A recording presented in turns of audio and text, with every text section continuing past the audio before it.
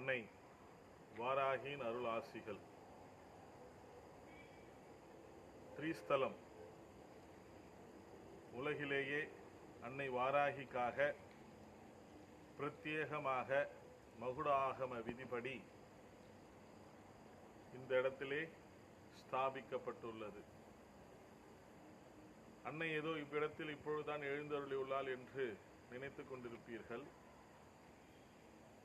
அன்னையாகப்பட்டவள் எத்தனையோ ஜென்மங்களுக்கு முன்னால், நூற்றாண்டுகளுக்கு முன்னால் நிச்சயமாக இவ்விடத்திலே எழுந்தருளி அருளாசிகளை வழங்கி வந்தால் என்கின்ற ஒரு சூட்சும தகவல்களை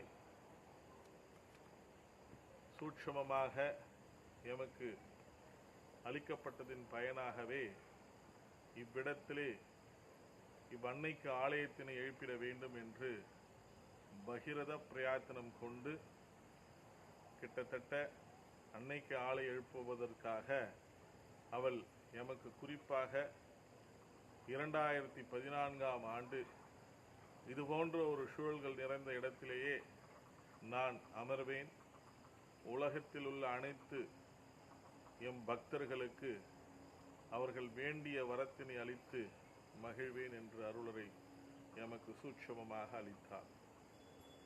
கிட்டத்தட்ட 2014 ஆண்டு முதல் 2022 வரை எவ்வளவோ நிலங்கள், இடங்கள் எல்லாம் பார்த்து பார்த்து சலித்தாகிவிட்டது.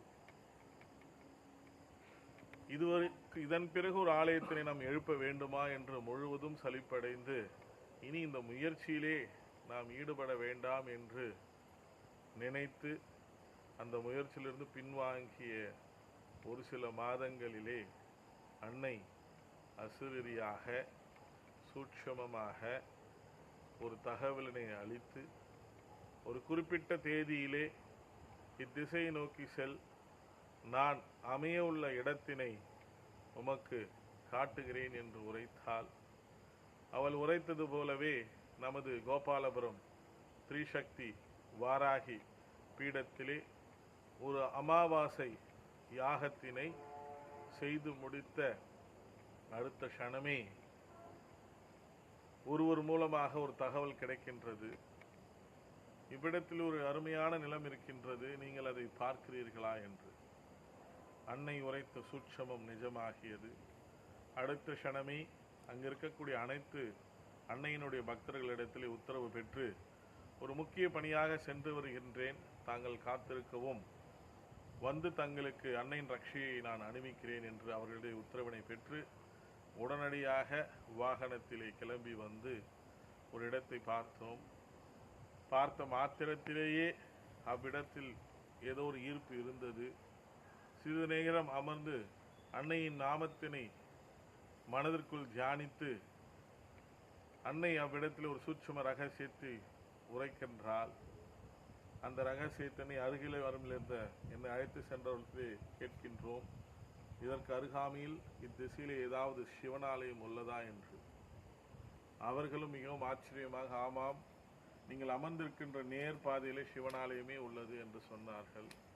மிக்க மகிழ்ச்சி அடைந்து இவ்விடம் எமக்கு மிகவும் சந்தோஷம், நீங்கள் எப்படியாவது என்னை பெற்று தாருங்கள் என்று சொல்லி உரைத்து கொண்டிருக்கின்ற அத்தருணத்திலேயே நான் எந்த இடத்தை வேண்டும் என்று கேட்டேனோ அந்த இடத்தினுடைய முதலாளி, அதாவது நிலத்தினுடைய உரிமையாளர் அவ்வழியாக செல்கின்றார். உடனடியாக அவரை அழைத்த மாத்திரத்திலேயே நான் கொடுப்பதற்கு தயாராக தான் உள்ளேன் என்று சொல்கின்றார். நான் உடனடியாக என்னோட கரத்திலே வைத்திருந்த ஒரு சில 100 ரூபாய்களை எடுத்து, இதை தற்போது நீங்கள் அச்சாரமாக வைத்துக் கொள்ளுங்கள், மற்றவற்றை நாளை வந்து பேசுகிறேன் என்று சொல்லிவிட்டு கிளம்பி வந்து விட்டோம். இதை ஏன் சொல்கின்றேன் என்றால், இத்திரிஸ்தலத்திற்கு இதுவரை வந்து பார்த்துவிட்டு செல்கின்ற பக்தர்கள் எப்படி நீங்கள் இந்த இடத்தை தேர்ந்தெடுத்தீர்கள் என்று ஆச்சரியத்தோடு எம்மை வினவுவார்கள். இங்கே பணிபுரிகின்ற அத்தனை பேரிடத்திலுமே ஆச்சரியத்தோடு வினகுவார்கள், எப்படி உங்கள் குருஜி இதுபோன்ற ஒரு இடத்தினை தேர்ந்தெடுத்தார், அன்னை உரைத்தாளா, இல்லை அவரே இது அவருடைய பூர்வீக இடமா என்றெல்லாம் கூட கேட்டிருக்கிறார்கள். அவர்களுக்கெல்லாம் நேரடியாக எம்மால் பதில் உரிக்க முடியவில்லை என்ற காரணத்தினாலே காணொலியின் மூலமாக அவர்களுக்கு அம்மா எவ்வாறு இவ்விடத்திற்கு வந்து அமர்ந்தால் என்கின்ற உண்மை தத்துவத்தை